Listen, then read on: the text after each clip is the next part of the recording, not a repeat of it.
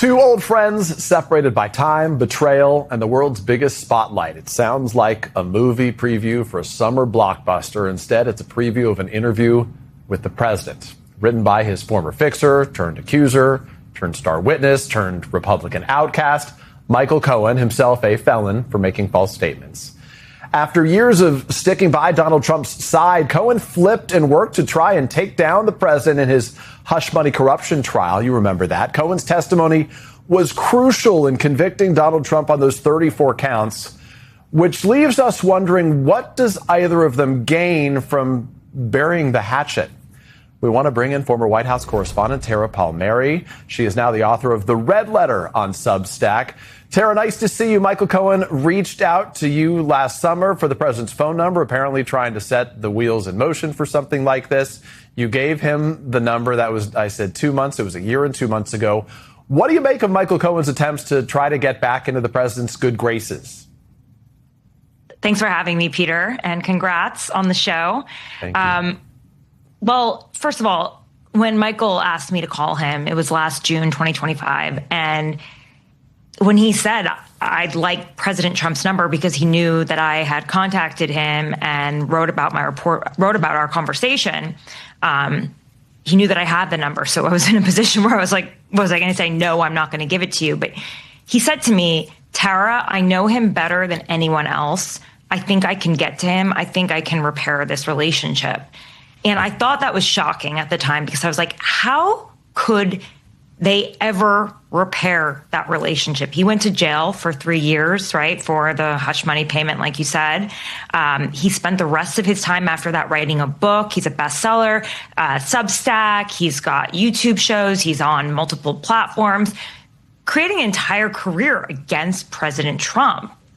And yet here he is thinking that he could repair the relationship. And I was in shock. But he said, no, I know him better than anyone else. I know how I can get back into his good graces. I gave it to him, but I didn't think that it would work, to be completely honest. Obviously, we saw in the New York Times that shortly after I gave him that call, that phone number, he made a phone call, and he managed to meet him in Bedminster at his private, golf course. A few months later, they reconciled privately. We didn't know about this, but I will say this, Peter, I had him on my show to talk about Jeffrey Epstein in August because he was his fixer for so many years. You remember, if you gave him a phone call before they had broken apart, before their split, he would attack you relentlessly in his defense. And I knew that at the time that he handled problems for the president, right? Like Stormy Daniels and others, and Karen McDougal. And so I asked him, what about the case that was filed against President Trump, a Jane Doe by the name of Katie Johnson, who claimed that she was sexually abused by the president at Jeffrey Epstein's, townhouse in 1994. And, he got very defensive, and he really claimed that he believed President Trump. He did admit that he had to handle one case, an infant, he said, that lived in the Bronx. Right. And he said that, he sent private investigators to deal with it. But he was back in the role of being a fixer for President Trump. And then as you look over the years, over the year, he asks him for a pardon. He did. He explicitly already asked for a pardon, and 70 million other people. He called it the Trump Proclamation Pardon, some sort of official name.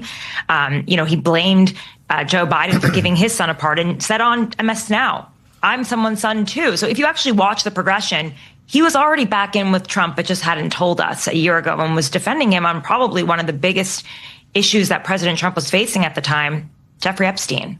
And Tara, on this, of course, the president has denied wrongdoing as it relates to Jeffrey Epstein. But on this topic of pardons, that's what really strikes me in this conversation, because Michael Cohen, who spoke to a lot of reporters, reached out to me on multiple occasions as decisions were being made by the Biden administration as it related to pardons. Other times as President Trump was making his own decisions right now. Do you think that's what this is all about, just securing a pardon from the president? I do. I also think that Michael Cohen perhaps was worried that President Trump would enact retribution against him. There's good reason for that. It's not like he would be the first person who would be under the president's wrath. But I think that because they'd been together for a decade and his job was literally to manage the president's secrets, his issues, right? He was the fixer. He knew more than most people. So they had this delicate balance, this delicate, dance that they've been carrying on. That they kind of know that they can't go at each other too much. Although Michael Cohen made an entire career about it, and it is interesting to see the evolution. And then he says that Alvin Bragg, the prosecutor in the hush money case, coerced him into testifying against Trump. And if that stands up, that could throw out the case. Yeah, no, I think you're right. I was going to say, to be clear, the one card that the president has held throughout the entirety of this relationship is the ability to pardon Michael Cohen at some point, which could silence Cohen so he would never say anything in the future, protect the president in some form as he deems necessary. Tara Palmieri, I appreciate your reporting. It's interesting to pull back the curtain on how a little bit of the sausage was made in terms of what we're about to hear today. Michael Cohen and Donald Trump speaking again. Thank you so much.